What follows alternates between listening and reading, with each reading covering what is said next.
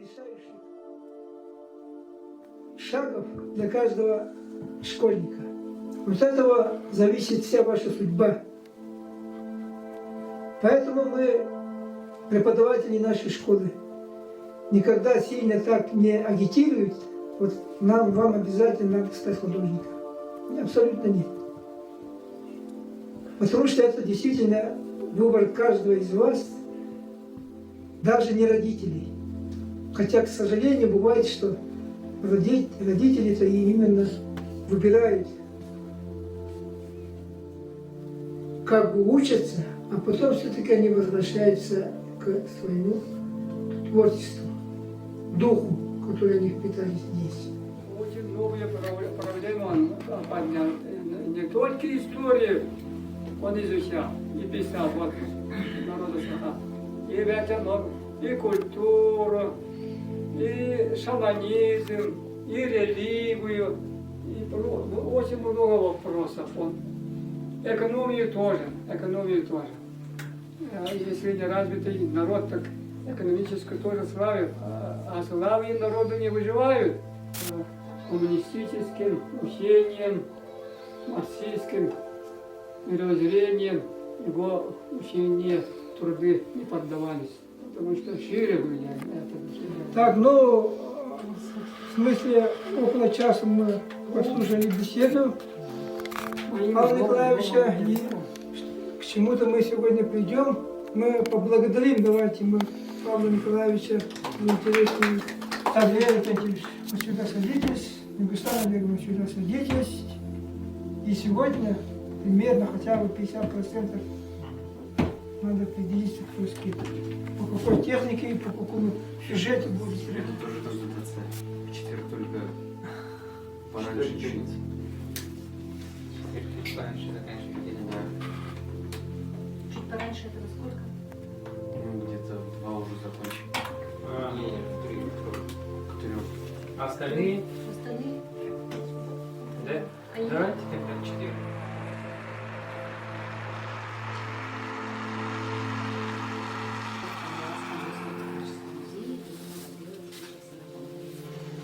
Наш музей был основан в 1960 году. Вы, наверное, все видели, да, старое здание? И памятница художники. И вот 1960 году. А вот посмотрите там фотографию. Вот это семья ксенофонтов на Литве. Вот это их семья. У них было 6 сыновей и дочек. Мама Екатерина Максимовна и отец Василий Никифорович. Их жизнь лишалась что? Революция, да, началась. И, конечно, молох репрессий никого не оставил. Да? Из всех детей живым, вот именно из парней, да, из 6 сыновей остался живым. Все фотографии здесь есть. Мат портрет на захотите, да, нарисовать?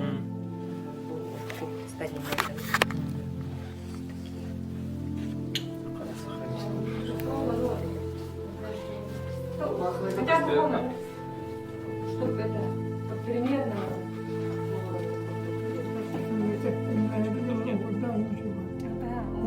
Да. Уманlı kadar kırık hava üçlü doktorun çiğleri Гобелен. Ага, гобелен курдук. Уманlı курдук.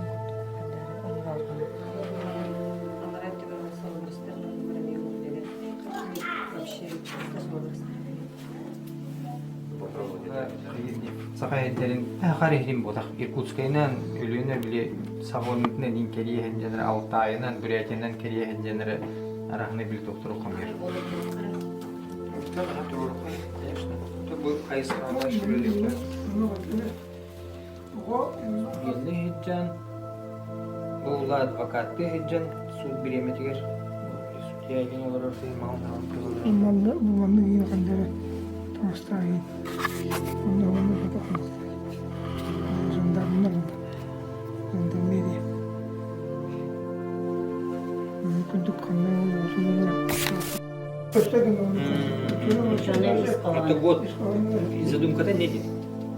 Он именно кине хотя хатырна не говоран кастагал. Он нам на его повозкала, блин, там Здравия, Аллах. Это не здесь. Мать беспокоится. она себе делает. Мол, виде.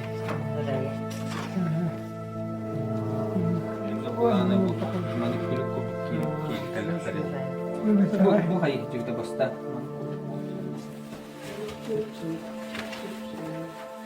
Лишний был, молок лишний. Молок лопалок. Да. Молок надо просто айлка, что вам айлка. Караван. Келет тұрар, оны ула мана ула местный олық тоқтыр бағыр. Бұл маны күр. Бәді ула маны некі ұланы тұқымыр. Оны движение қадда бар да Поэтому Гаврил сразу после рождения был отдан на воспитание в бездетную среднего достатка семью Иона Сипцова. Первофавориту и культурному герою Элью, который находится на верном пути. Исследователь истории, этнографии и фольклора тюркских народов. Родился 4 января 1800. Ну как мы это сформулируем? Вот это надо еще и дальше аларм. Еще. После охоты нам не надо. Здравствуйте, Стоп. Здравствуйте, меня зовут Слепцова Нарея, я ученица 5 класса Покровской детской художественной школы.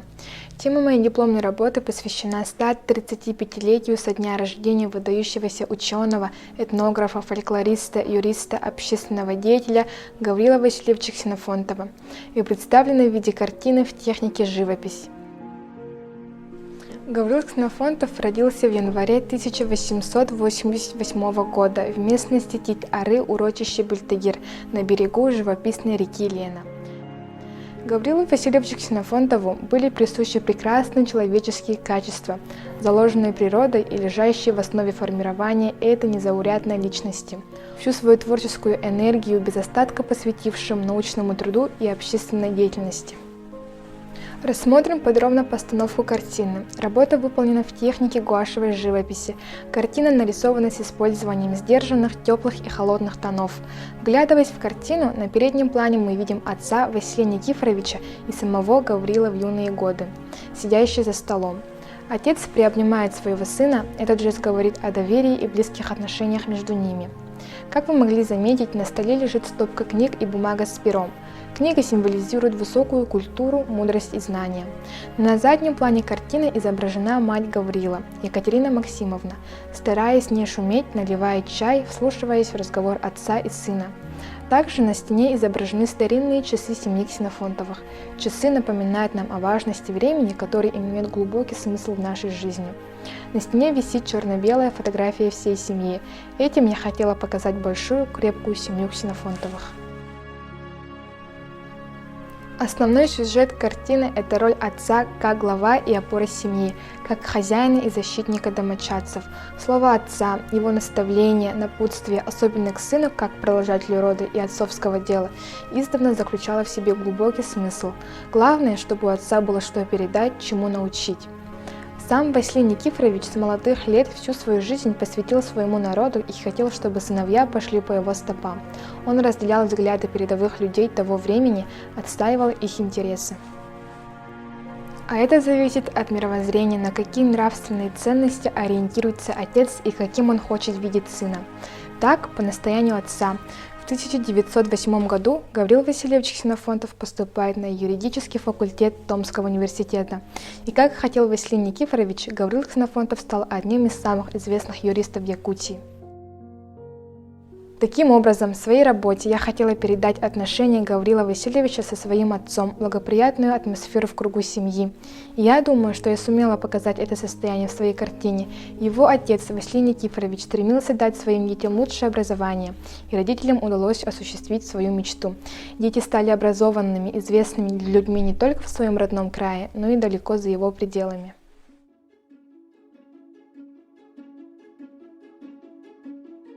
Здравствуйте, меня зовут Судакевич Данил, я ученик 5 класса художественной школы. Темой моей дипломной работы является 135-летие Гаврила Васильевича Ксенофонтова. Работа выполнена в смешанной технике с использованием гуаши и акварели. Гаврил Васильевич Ксенофонтов – исследователь истории, этнографии и фольклора тюркских народов. В 1907 году окончил Якутское реальное училище. В 1908 году Гаврил Васильевич Ксенофонтов поступает на юридический факультет Томского университета. Оказавшись в Томске, Ксенофонтов сразу увлекается идеями сибирского областничества, посещает научный кружок. Деятельность сибирского кружка томских студентов предусматривала создание благоприятных условий для обучения студентов Сибири. Именно в годы учебы Ксенофонтова в кружке разрабатывались планы создания в Томском университете кафедры исследования Сибири. Увлеченные идеей областничества, члены кружка занимались пропагандой автономистских взглядов среди интеллигенции. В Томске Гавриил Васильевич попробовал свои силы и в научной работе. Совместно со своим сокурсником Никифоровым отредактировал комментарий к малому словарю якутского языка Пекарского. Окончил учебу в Томском университете в 1912 году, получив диплом юриста второй степени. Картина выполнена в смешанной технике с использованием гуаши и акварели. По большей части работа выполнена с помощью гуаши. Небо и университет были выполнены акварелью. Используясь краски черного, белого и коричневого цветов. На переднем плане изображен Гавриил Васильевич Ксенофонтов. Он держит в руках портфель с принадлежностями, необходимыми ему как для учебы, так и для его внеуниверситетской деятельности. Гавриил Васильевич одет в пальто с воротником сложной формы. Поскольку он стоит в университетском саду, поблизости с ним изображен кустарник. Также в саду растут несколько деревьев. Гавриил Васильевич смотрит вдаль на Томск. На заднем плане изображен Томский императорский университет. Даже находясь вдали от переднего плана, это здание огромное. Поблизости с университетом изображены несколько студентов, в их числе как юноши, так и девушки. Они идут на учебу. Неподалеку под окнами университета работает дворник, рядом с ним стоит лошадь с телегой. Над окнами университета нависает высокое дерево. Справа от Гавриила Васильевича расположен фонтан, вокруг которого растут небольшие кустарники.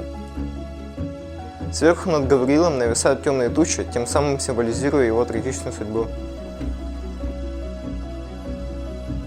Работал в Якутске юристом с 1913 по 1919 годы. Занимался как гражданскими, так и уголовными делами. За годы работы к нему обращались за помощью множество людей. За все дела он брался ответственно, стремился закончить их до конца, достичь справедливого приговора и объективного решения. Благодаря своей работе мне удалось многое узнать о значимой личности для нашей республики. Гавриил Васильевич Ксенофонтов начал оказывать влияние на свою республику еще до начала своих исследований, посредством своих активностей в Томском императорском университете, а также последующей юридической деятельности.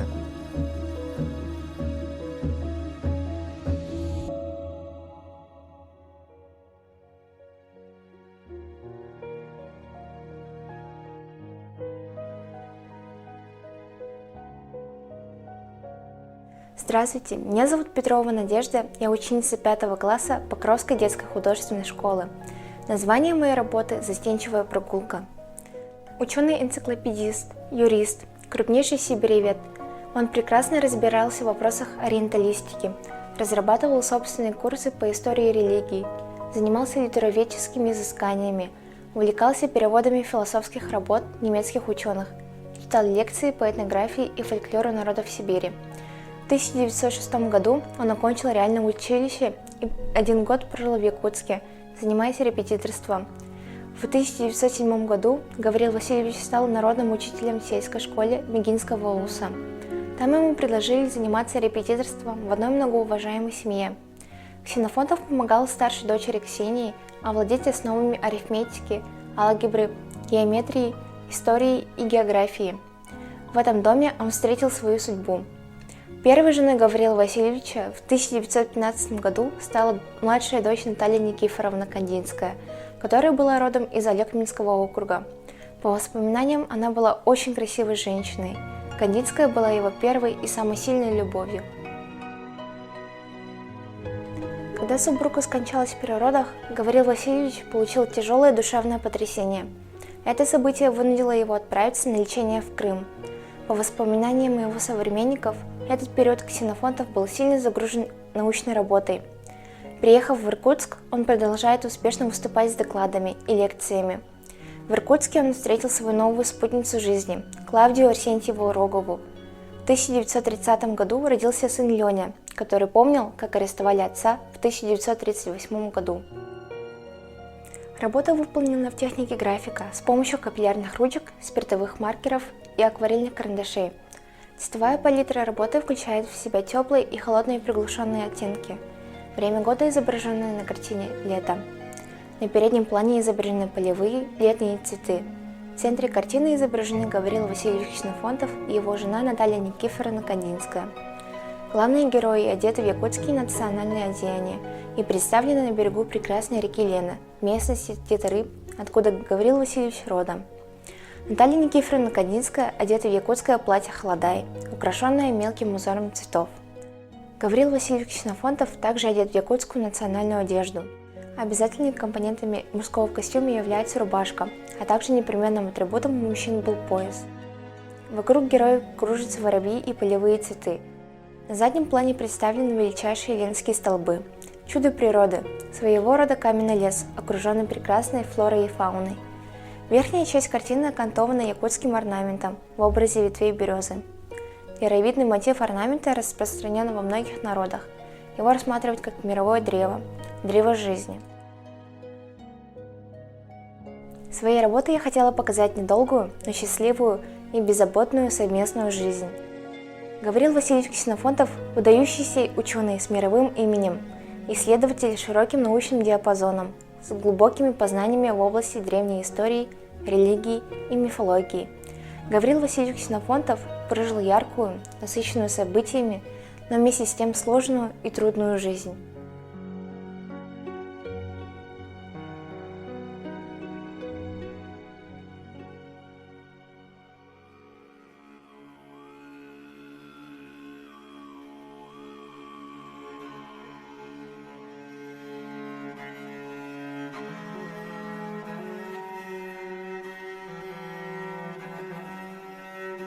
Здравствуйте, меня зовут Шарков Артем, и я ученик 5 класса Покровской детской художественной школы. Тема моей работы посвящена экспедициям Гаврила Васильевича Ксенофонтова и представлена в виде картины. Выполнена она в технике живописи. Название моей работы «На экспедиции». Во время учебы в Томском университете Гаврил Васильевич учился у известного этнографа и географа и путешественника Георгия Николаевича Потанина. Первые исследовательские экспедиции Гаврила Васильевича Ксенофонтова проводились под руководством профессора Иркутского университета Бернгарда Эдуардовича Петри. Летом 1921 года он был командирован в Якутскую область для сбора материалов по дохристианским верованиям якутов.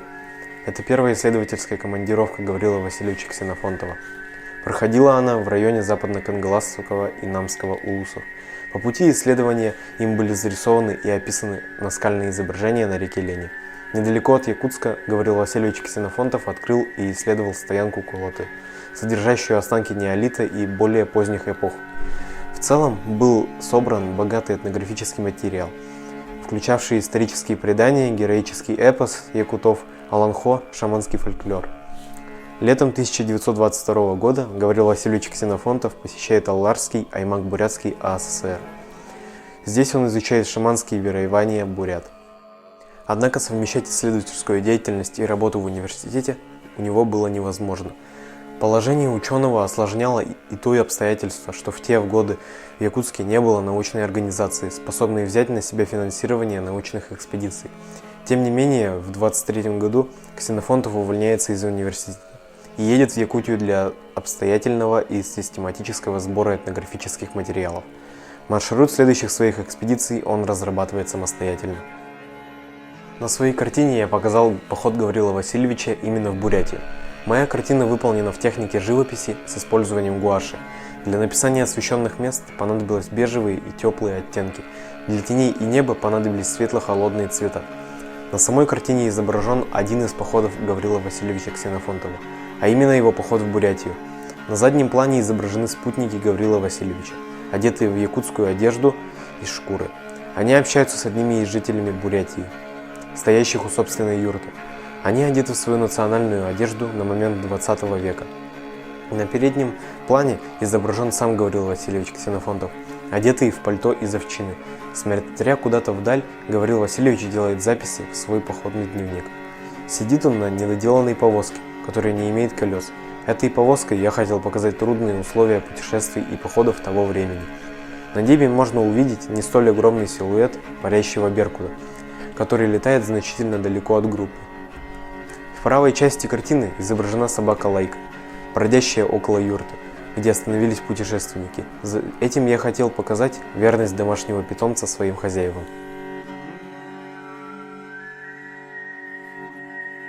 Таким образом, благодаря своей работе, я узнал много нового о походах Гаврила Васильевича Ксенофонтова, о его дневниковых записях и так далее. Во время написания картины я поглубже вник в историю походов Гаврила Васильевича Ксенофонтова. Благодаря этому опыту я побольше узнал об основателе своего родного края. Мне доставило огромное удовольствие рисовать гуашью. Понравилось выискивать дополнительную информацию для написания этой картины.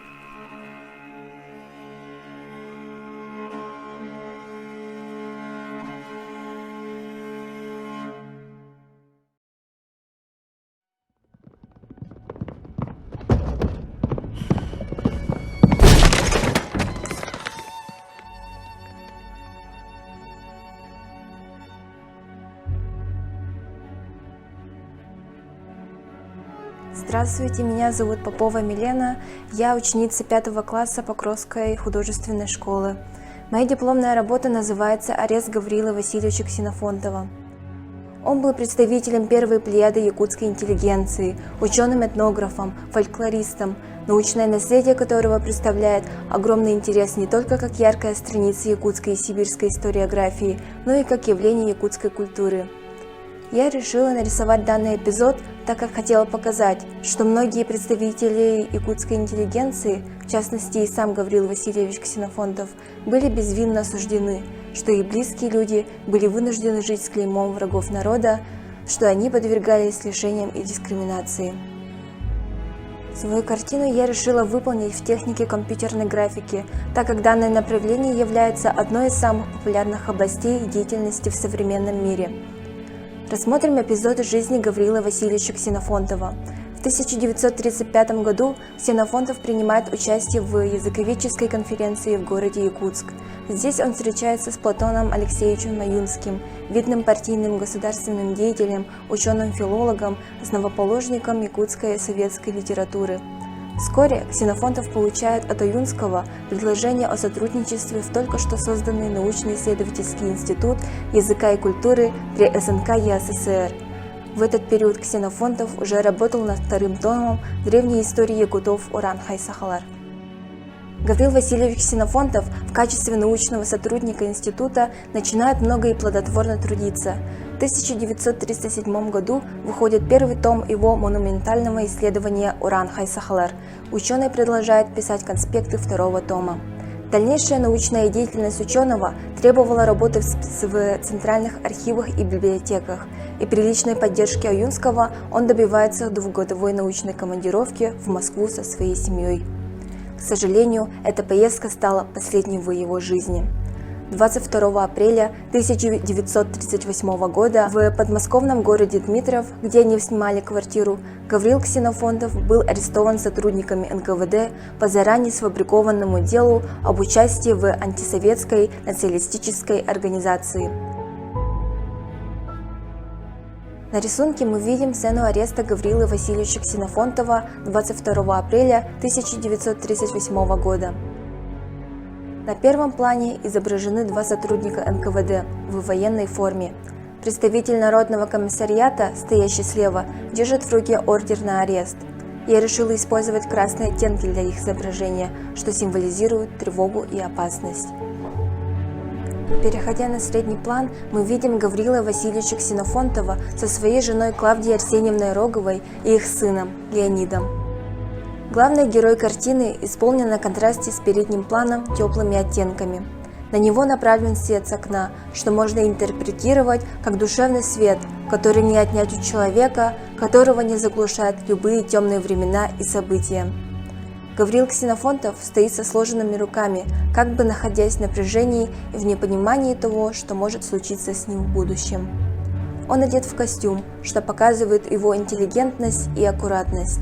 Центральная фигура отрезана от своей семьи и зажата сотрудниками НКВД. На лицах родных мы видим глубокую печаль и обеспокоенность. Клавдия Арсеньевна обнимает сына, успокаивая его в столь трудный момент. На заднем плане мы наблюдаем скромно обставленный интерьер помещения. За главным героем изображен деревянный шкаф, на котором стоят глобус и множество разных книг, что показывает образованность, начитанность и широкий кругозор знаний Гаврила Васильевича Ксенофонтова. Вдобавок, на шкафу мы можем видеть 2 якутских чарона, которые дают подсказку о том, что ученый родом из Якутии. На левой стороне картины изображен календарь. Зритель с помощью него может понять, в каком году происходили события моей работы. Справа от календаря висят старинные часы с маятником, показывающие печальный символ кратковременности человеческой жизни. Решением военной коллегии Верховного суда СССР от 28 августа 1938 года Гаврил Васильевич Ксенофонтов был приговорен к высшей мере наказания. Приговор был исполнен без промедления в тот же день. Гаврил Васильевич Ксенофонтов похоронен в братской могиле на полигоне НКВД «Коммунарка» в подмосковном поселке Бутово. Гаврил Ксенофонтов посмертно был реабилитирован 22 августа 1957 года. Подводя итоги сказанному, можно сделать вывод, что жертвами сталинских репрессий несправедливо становились многие представители интеллигентного и образованного населения.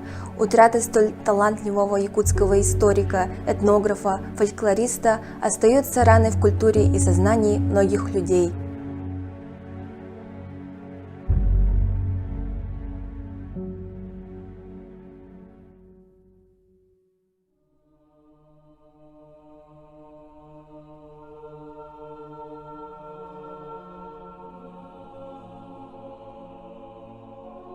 Здравствуйте, меня зовут Сергеева Настя, я ученица 5 класса Покровской детской художественной школы. Название моей дипломной работы «Камель. Педоход». Отец Гаврила Васильевича создал своим трудом крепкую в материальном отношении семью. Именно этим завоевал авторитет пользоваться большим влиянием у себя в Улусе и избирался на разные выборные должности в улусной управе, в том числе на должность главы Хангаласского улуса. Сыновья Василия Никифоровича, Гаврил, Павел, Константин, Аркадий, Иван и Илья, были людьми с передовыми взглядами, определившими свое время и необычной судьбой. Гаврил был старшим сыном в семье, после него еще родились 5 сыновей и 3 дочери. Для выполнения работы я выбрала смешанную технику с использованием акварели, гуаши и текстурной акриловой пасты, так как данная техника больше подходила для реализации моей цели. В картине используются в основном холодные цвета. Фигуры изображены в центре композиции, расположены таким образом, чтобы они друг друга не закрывали. Для передачи эффекта старинной фотографии на фигурах использовала черно-белые оттенки.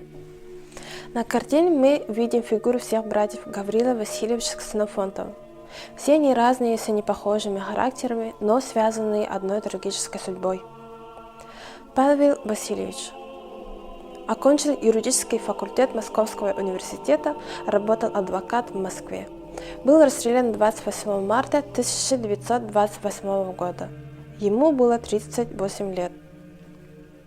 Аркадий Васильевич окончил Московский механико-политехнический институт, жил и работал в Москве. В 1938 году был арестован, сослан на Колыму и умер в 1941 году в возрасте 40 лет. Гаврил Васильевич окончил юридический факультет Томского университета, арестован в Москве по якутскому делу вместе с Платоном Аюмским, был приговорен к высшей мере наказания, расстрелян 28 августа 1938 года в 50 лет. Илья Васильевич учился в Якутском педагогическом техникуме, арестован в Якутске, скончался в совсем молодом возрасте 20 лет вследствие избиений и пыток в 1922 году. Константин Васильевич окончил Иркутский учительский институт, спасаясь от ареста, бежал в США, где занимался научной работой, и умер в эмиграции в 1928 году, ему было 30 лет. Иван Васильевич. Окончил Якутское реальное училище, с 1928 года был сослан и работал на строительстве Беломор-канал. Переехал на жительство в Верхоянск, где и умер в 1971 году. Все братья стоят на ледоходе и смотрят вперед. Тем самым я хотела показать тяжелую судьбу всех сыновей Василия Никифоровича, трагедию семьи Ксенофонтовых. Для передачи фактуры ледяных глыб и чтобы подчеркнуть передний план композиции, использовала специальную текстурную пасту. На заднем плане видны ленские столбы и живописная река Лена. Это дает понять, что Ксенофонтовы жили и родились рядом на берегу Лены, также олицетворяет их родной край. Мы видим стаю чаек, которые дополняют композицию картины и передают движение. Это была трагическая судьба представителя первого поколения якутской интеллигенции. Тяжелая судьба, выпавшая на долю одной семьи. Глава семьи в конце жизни написал на тисненной обложке семейного альбома. В короткое время возникла счастливая семья гражданина Василия Никифоровича Ксенофонтова, после революции распалась, где он обозначил две части жизни своей семьи. Дореволюционная, счастливая, и постреволюционная распалась, то есть погибла семья.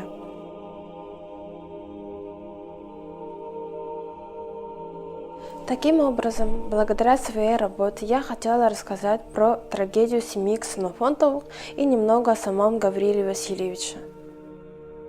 Камель – ледоход – природная стихия. Оно идет с громадной силой, не останавливаясь ни перед чем, разрушая все на своем пути, как и судьбы братьев Ксенофонтовых сгубил политический режим того времени.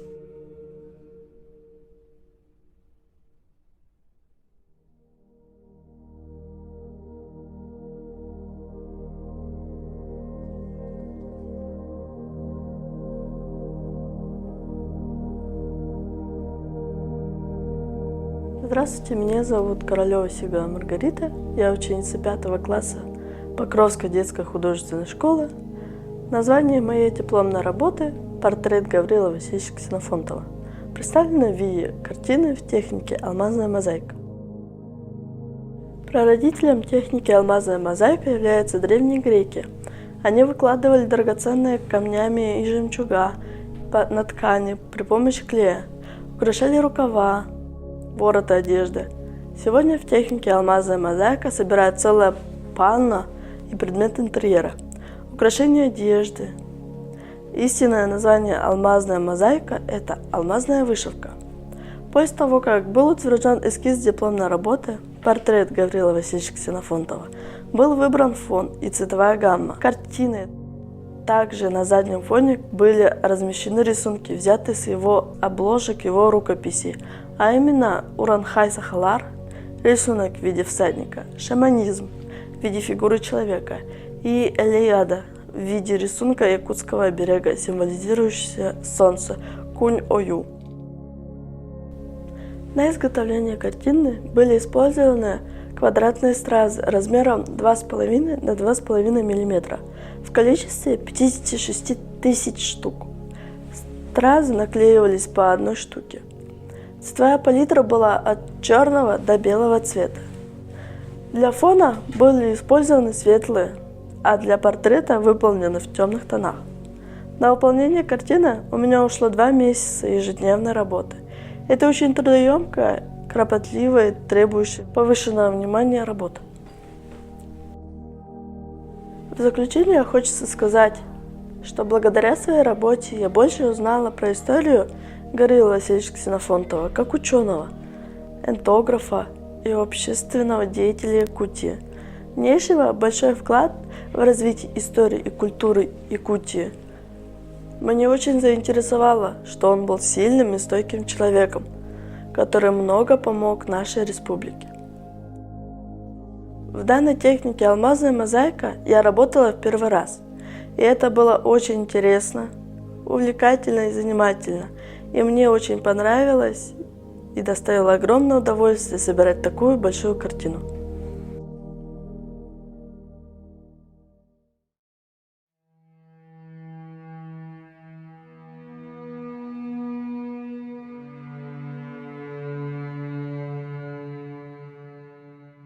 Здравствуйте, меня зовут Елисеева Аина. Я ученица 5 класса Покровской ДХШ.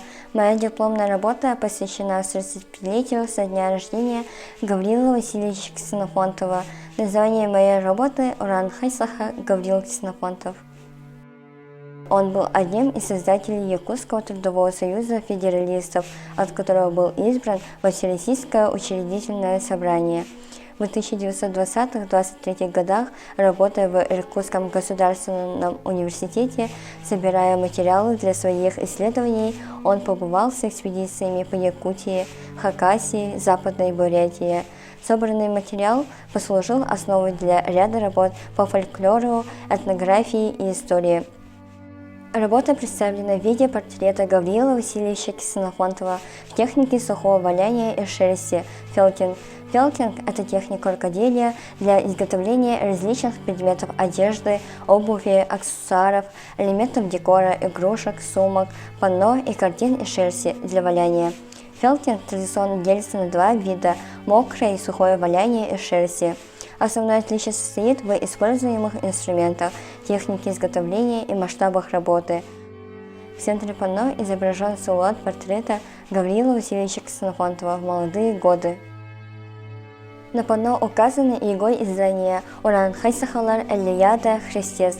«Уран Хайсахалар» – это очерки по древней истории якутов. «Эллияда» – сборник устных преданий, посвященных легендарному первопредку Эллею. «Христес» – это факты и выводы о шаманизме и христианстве. Также шаманизм – это сборник, включающий в себя работы Гаврила Васильевича Ксенофонтова, посвященные шаманству якутов и других народов Якутии. Внизу изображены ленские столбы, которые олицетворяют его родной край, и в самом внешнем углу присутствует наскальный рисунок, от которого произошел герб нашей школы. Для декора панно по краям и снизу использовали деревянные бусы, металлическую фурнитуру, и на кончиках были прикреплены бубенчики, колокольчики и кисточки в виде махалки, дейбир. Панно полностью представлено из оттенков коричневого цвета, поскольку коричневый цвет символизирует приземленность, основательность и стабильность. В процессе своей работы я больше узнала про историю Гаврила Васильевича Ксенофонтова. Также я изучила технику сухого валяния из шерсти, и мне очень понравилось работать в этой технике. Хотелось бы выразить уважение нашему земляку Гаврилу Васильевичу Ксенофонтову за его вклад в развитие нашей республики. Собранные в экспедициях материалы послужили основой для ряда работ по фольклору, этнографии и истории Якутии.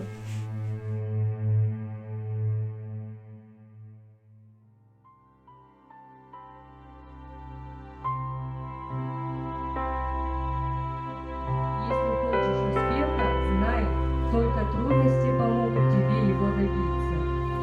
И если нет трудностей, купи их.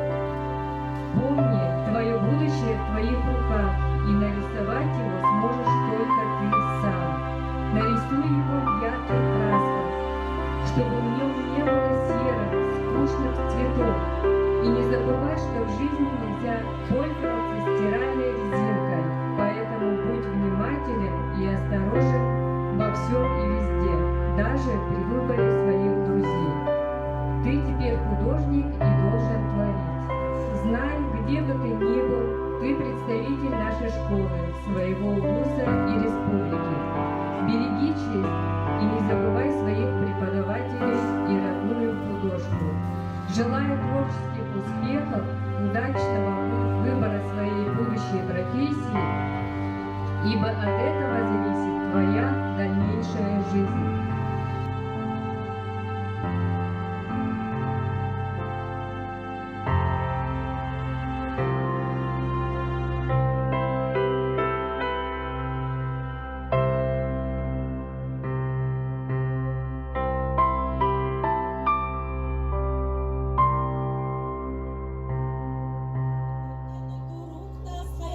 тулаланан, арғай түттені челей көк мұранларынан әркинненен сытары, таңара сатыла бұддойду да, саханыр бұдығары чулу олаттары бәліктебіт, ксенофонтақтары жегергеттерін төребіт өскебіт. Одним из запоминающихся мероприятий Улусного ИСЭХа, посвященном в 135-летию Гавриила Васильевича Ксенофонтова, является выставка выпускников Покровской детской художественной школы, где дети в возрасте от 14 до 16 лет представили работы, посвященные к юбилею Якутской АССР и Гавриилу Васильевичу Ксенофонтову.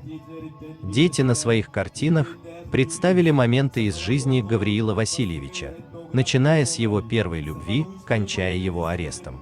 Отрадно, что данную выставку посетили правнучка родного брата Гавриила Васильевича, Аркадия Ксенофонтова, Ольга Сергеевна Тумар с дочерью Машей, которые приехали из города Санкт-Петербурга на родину своего прадедушки. Гости очень высоко оценили работы юных художников и поблагодарили нас за очень светлую, добрую и вечную память об их родственниках. И как говорил первый президент Республики Саха-Якутия Михаил Ефимович Николаев: каждый народ богат своими талантливыми людьми.